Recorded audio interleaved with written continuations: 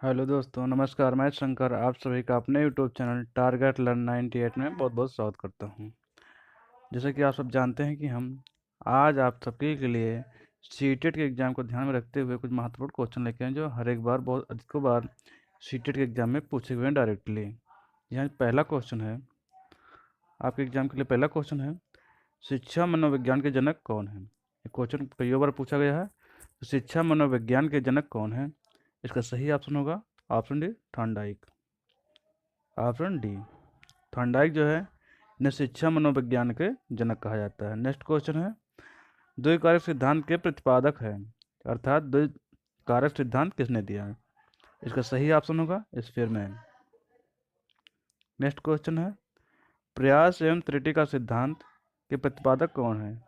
प्रयास और त्रुटि जो है इसका सिद्धांत किसने दिया? इसका सही ऑप्शन होगा ऑप्शन ए, थॉर्नडाइक। तीसरे क्वेश्चन का पहला ऑप्शन सही है। चौथा क्वेश्चन है, किस अवस्था को आंधी व तूफान की अवस्था कहते हैं? इसका सही ऑप्शन होगा ऑप्शन सी, किशोरावस्था को। ये भी क्वेश्चन कई बार सीटेट को टेट के एग्जाम में पूछा जा चुका है कि किस अवस्था को, बच्चे को किस अवस्था को आंधी व तूफान की अवस्था कहा जाता है? किशोरावस्था को। पांचवा क्वेश्चन है, किस मनोवैज्ञानिक ने चूहे और कबूतर पर प्रयोग किया? किस मनोवैज्ञानिक ने चूहा और कबूतर पर प्रयोग किया? इसका सही ऑप्शन होगा ऑप्शन ए, स्किनर ने। पांचवें क्वेश्चन का पहला ऑप्शन सही है। छठवां क्वेश्चन है, भाषा विकास सिद्धांत के प्रतिपादक कौन है? भाषा विकास सिद्धांत के प्रतिपादक कौन है? इसका सही ऑप्शन होगा ऑप्शन ए, चॉम्स्की। चॉम्स्की हैं जो ये भाषा विकास के प्रतिपादक किसने हैं? चॉम्स्की हैं। क्वेश्चन नंबर 7 है, डिसलेक्सिया में या करने में कठिनाई होती है, मतलब डिसलेक्सिया जो बीमारी होती है इसमें बच्चों को क्या दिक्कतें होती हैं? इसका सही ऑप्शन होगा ऑप्शन सी, पढ़ने और बर्तनी में। ऑप्शन सी है राइट। डिसलेक्सिया से पढ़ने और बर्तनी में मतलब उच्चारण करने में दिक्कतें होती हैं। आठवां क्वेश्चन है, बाल मनोविज्ञान का केंद्र बिंदु होता है। बाल मनोविज्ञान का केंद्र बिंदु होता है, इसका सही ऑप्शन होगा ऑप्शन बी, बालक। अब मनोविज्ञान में मतलब बच्चों को शिक्षा दिया जाता है, उसका केंद्र बिंदु कौन होता है? बालक। बालक को ध्यान में रख के ही शिक्षा उसको दिया जाता है। नौवां क्वेश्चन है, मानसिक आय का प्रत्यय प्रत्यय किसने दिया था? नौवां क्वेश्चन है, मानसिक आय का प्रत्यय किसने दिया था? इसका सही ऑप्शन होगा option B, Simon. Option A, नौवे क्वेश्चन का पहला ऑप्शन सही है। मानसिक आय का प्रत्यय किसने दिया?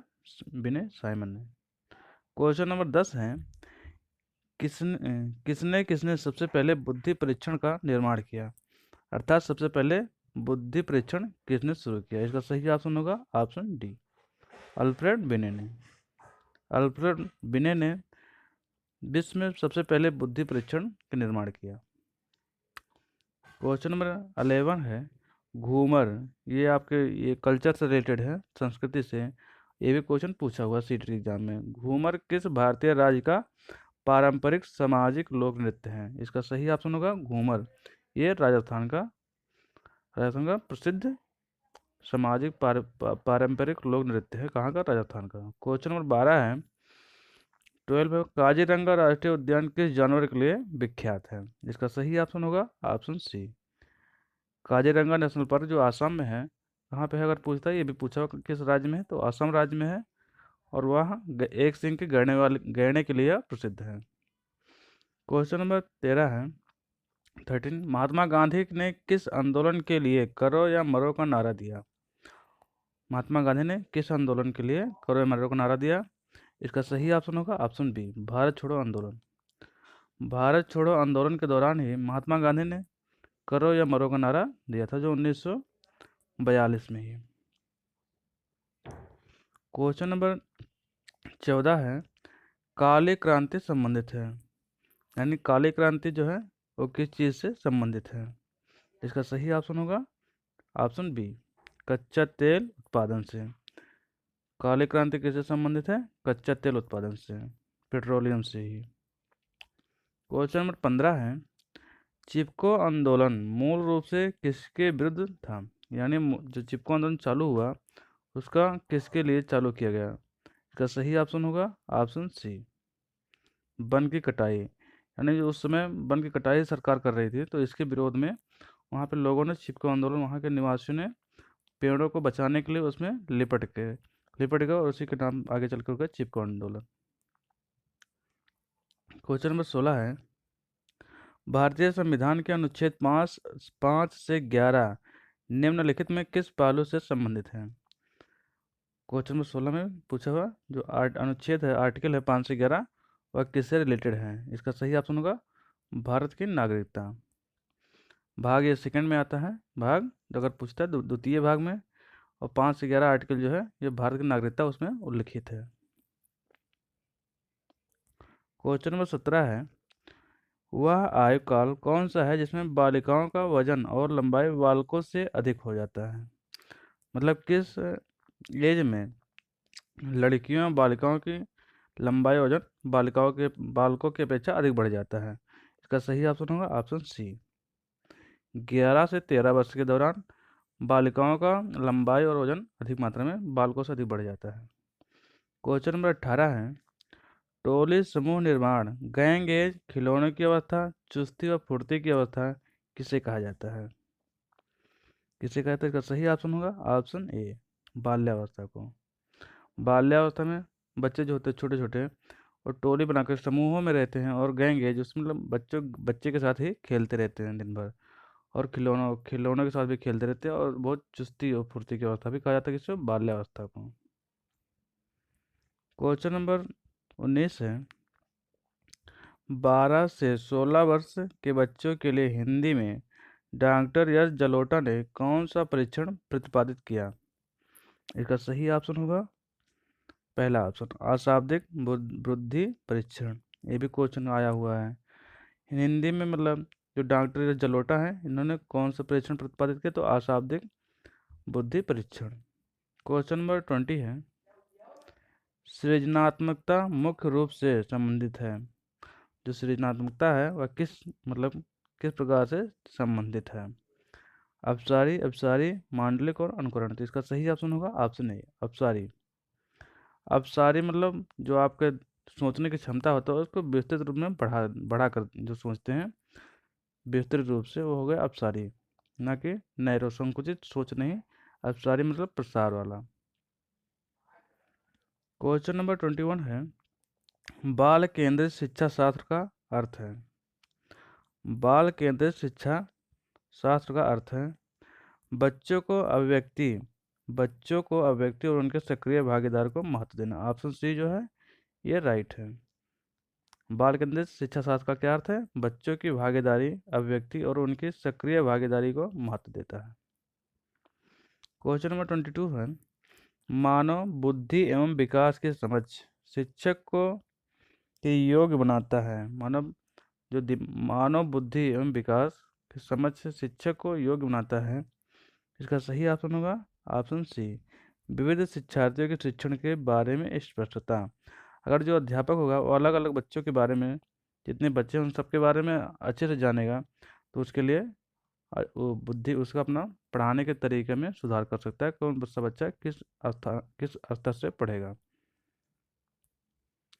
क्वेश्चन नंबर 23 है, सीखने का मॉडल जो बच्चों की सृजनात्मकता को उत्प्रेरित करता है और कौन सा मॉडल है? इसमें सी बी ऑप्शन जो है रचनावादी, ये सही है। क्वेश्चन नंबर 23 का ऑप्शन बी राइट है, सृजनात्मकता से उत्प्रेरित करता है रचनावादी मॉडल। क्वेश्चन नंबर 24 है, प्राथमिक स्तर पर एक शिक्षक में निम्न में से किसे सबसे महत्वपूर्ण विशेषता मानना चाहिए? प्राथमिक स्तर पर जो एक प्राइमरी के टीचर होते हैं, एक शिक्षक को किसे सबसे महत्वपूर्ण विशेषता माननी चाहिए? इसका सही ऑप्शन होगा धैर्य और दृढ़ता। छोटे बच्चे लेट से सीखते हैं, धीरे धीरे सीखते हैं, इसलिए उनको धैर्य और दृढ़ता बनाए रखनी चाहिए। क्वेश्चन नंबर 25 है, आपकी कक्षा में एक बच्चा रोज आपको परेशान करने के लिए आप प्रासंगिक प्रश्न पूछता है, आप क्या करेंगे? यदि आप टीचर हैं तो बच्चा जब आपसे कोई भी प्रश्न पूछता है तो उसके आप क्या कहेंगे? ये पहला ऑप्शन है क्या, प्रधानाचार्य से शिकायत करेंगे, ये तो गलत है। उसे डांटेंगे, ये भी नहीं कर सकते हैं। उससे बातचीत करेंगे, ये भी ठीक है। उसके माता पिता से शिकायत करेंगे, इसका जो सी ऑप्शन है ये राइट है। उससे बातचीत करेंगे, उसके समस्या या परेशानी को जानने की कोशिश करेंगे। क्वेश्चन नंबर 26 है, खेल शिक्षण विधि, जो खेल शिक्षण विधि है उसके प्रतिपादक कौन है? इसका सही ऑप्शन होगा फ्रोवेल। ऑप्शन बी जो है ये राइट है, खेल शिक्षण विधि के प्रतिपादक फ्रोवेल है। क्वेश्चन नंबर 27 है, शिक्षक को ज्ञान होना चाहिए, मतलब जो अध्यापक है उसको क्या ज्ञान होना चाहिए? अध्यापन विषय का, बाल मनोविज्ञान का, शिक्षण संहिता का, अध्यापन विषय एवं बाल मनोविज्ञान का। जी हाँ, इसका सही ऑप्शन होगा ऑप्शन डी, अध्यापन विषय एवं बाल मनोविज्ञान का उस शिक्षक को ज्ञान होना चाहिए, मतलब जो विषय पढ़ाए उसके बारे में भी जानता हो, बच्चों के बारे में भी समझ सकें। क्वेश्चन नंबर 28 है, प्राथमिक कक्षा में बालकों के लिए शिक्षण की उपयुक्त विधि है। प्राथमिक कक्षा में जो बालकों के शिक्षण की उपयुक्त विधि है, इसमें कौन सा ऑप्शन सही होगा? 28 नंबर क्वेश्चन का इसका सही ऑप्शन होगा खेल विधि। जो प्राथमिक स्तर के जो बच्चे होते हैं उनको खेल खेल में ही सिखाया जाता है, खेल खेल में सिखाना सबसे उपयुक्त विधि माना जाता है। क्वेश्चन नंबर 29 है, डाल्टन शिक्षण विधि का विकास किसने किया? डाल्टन शिक्षण विधि का विकास किसने किया? इसका सही ऑप्शन होगा option C, Miss Helen Parkhurst. Option C जो है ये सही है। क्वेश्चन नंबर 30 नंबर पे है, आधुनिक शिक्षण अधिगम प्रक्रिया में शिक्षक की भूमिका है। आधुनिक शिक्षण में जो है और शिक्षक की क्या भूमिका है? इसका सही ऑप्शन होगा सीखने हेतु एक अच्छा सुलभकर्ता, यानी बच्चा जो सीख रहा हो उसके ऐसा वातावरण प्रदान करना चाहिए कि जो बच्चा आसानी से सीख सके और उसको जो आवश्यकता है उससे उपलब्ध कराना चाहिए। शिक्षक का अर्थ है एक सुलभकर्ता, यानी उसके मार्गदर्शक के रूप में। क्वेश्चन नंबर 31 है, बाल्यावस्था, बाल्यावस्था या मूर्त संक्रियात्मक अवस्था 7 से 11 वर्ष की औपचारिक क्रिया अवस्था किसने कहा है?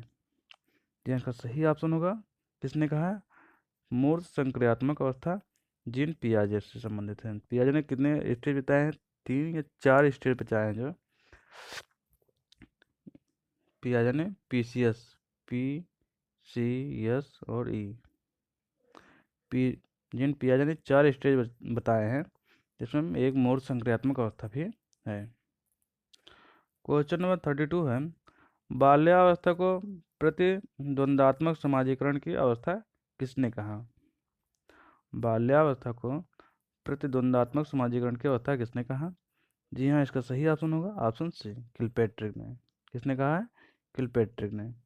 क्वेश्चन नंबर 33 है, प्राथमिक स्तर पर भाषा कौशल का विकास, मतलब प्राथमिक स्तर जो छोटे बच्चों को सिखाया था प्राथमिक स्तर पर भाषा कौशल का विकास, तो साधन है, साध्य है, संभव नहीं है, कठिन है।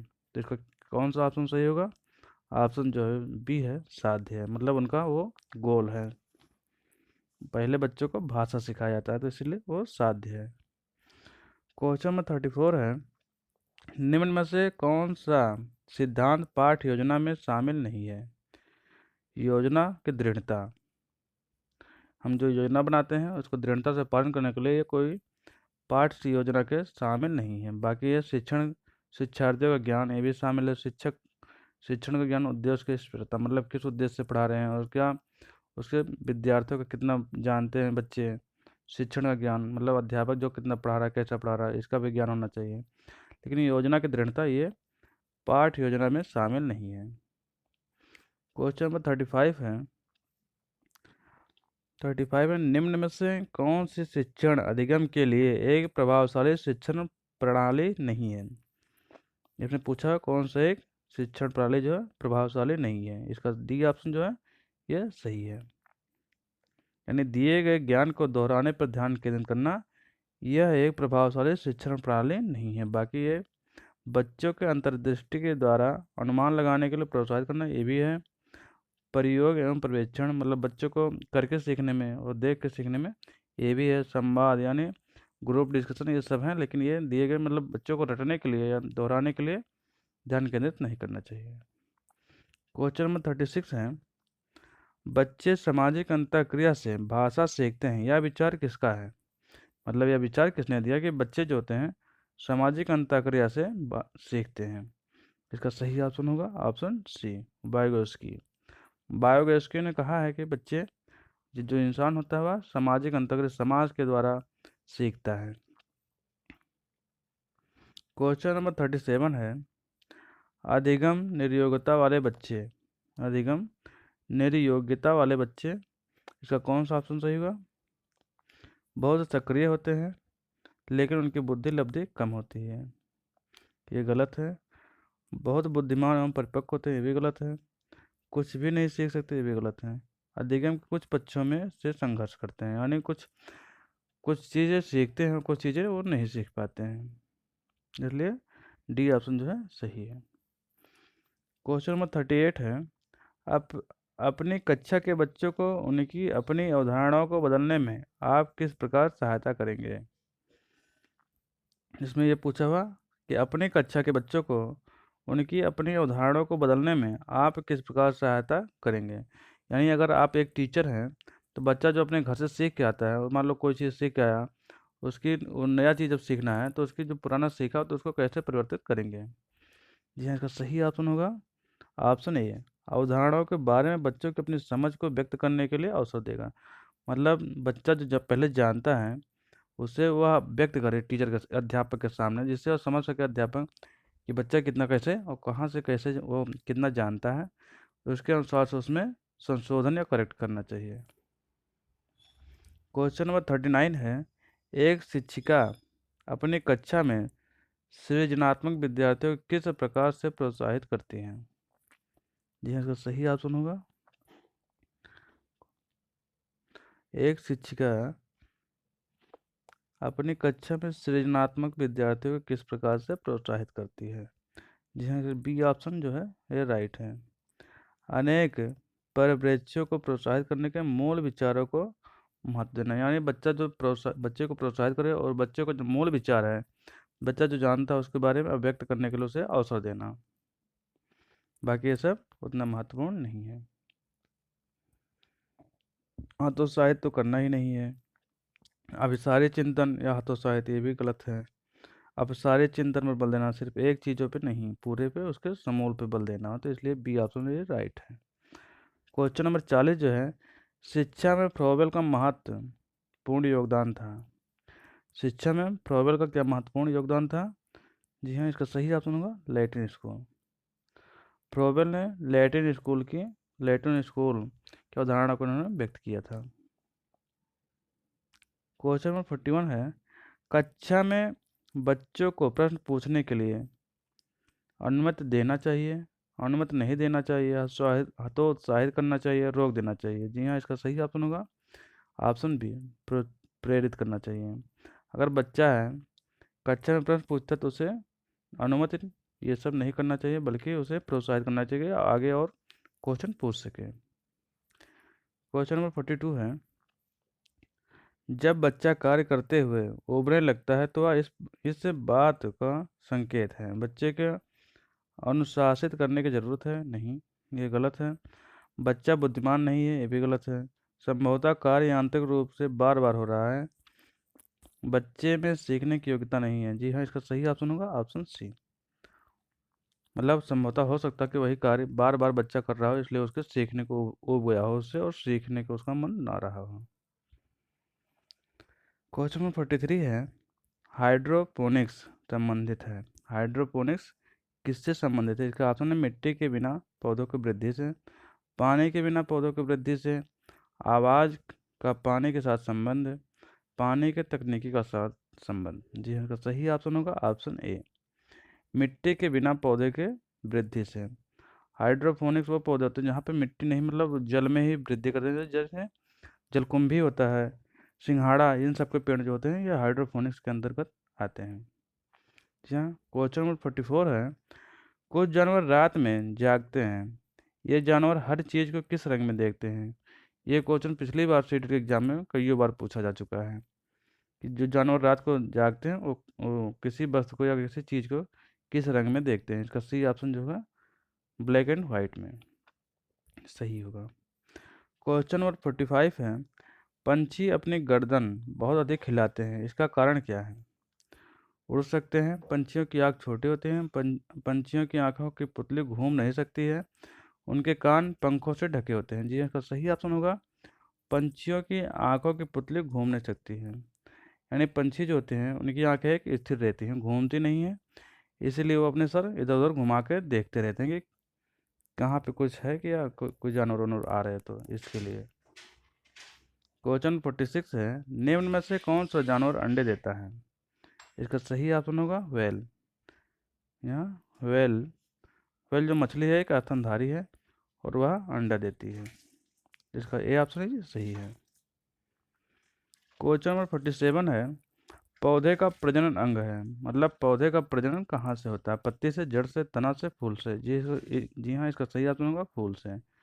फूल से फिर फल लगते हैं, इसलिए का फूल या फल जो भी दिया हो ऑप्शन उसी में लगा सकते हैं। कुछ पौधे ऐसे होते हैं जिनका जड़ से भी प्रजनन या शाखाएं निकलती हैं। निम्न में से कौन से जड़ें खाई जाती हैं?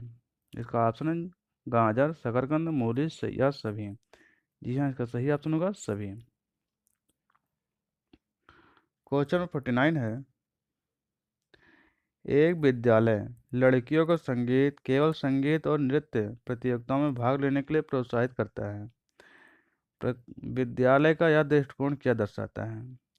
जेंडर आधारित रूढ़िबद्धता, धारणा को चुनौती देता है? नहीं, तो गलत है। लड़कियों और लड़कों की सहायता योग्यता में वृद्धि करने के व्यवहारिक उपागम है? गलत है। यह जेंडर संबंधी पूर्वाग्रह को दर्शाता है? ठीक है। यह प्रशासन के प्रगतिशील दृष्टिकोण को दर्शाता है? नहीं, ये गलत है। इसका जो सी ऑप्शन है यानी तीसरा ऑप्शन सही है। यह जेंडर संबंधी पूर्वाग्रह को दर्शाता है, यानी जो व्यक्ति है स्कूल में, विद्यालय में लड़कियां ही केवल डांस और संगीत कर सकती हैं, इस विचारधारा को यह प्रोत्साहित करता है। क्वेश्चन नंबर 50 है, 50 नंबर पर है, किस भारतीय राज्य का ओणम नामक त्यौहार मनाया जाता है? मतलब किस भारतीय राज्य में ओणम त्यौहार मनाया जाता है? इसका सही ऑप्शन होगा केरल में। कहाँ पे? केरल में। केरल राज्य में ओणम ओणम त्यौहार मनाया जाता है। जी हाँ, आज हमने एग्ज़ाम के लिए 50 क्वेश्चन लेके आए थे, जो आपके सीटेट के एग्ज़ाम में कईयों बार पूछे जा चुके हैं और बहुत ही इंपॉर्टेंट है। अगर आप वीडियो देख के जाते हैं तो आपके एग्ज़ाम में ज़रूर है, एक दो क्वेश्चन ज़रूर आ सकते हैं। जी हाँ दोस्तों, हमारी वीडियो देखने के लिए आप सभी का बहुत बहुत धन्यवाद।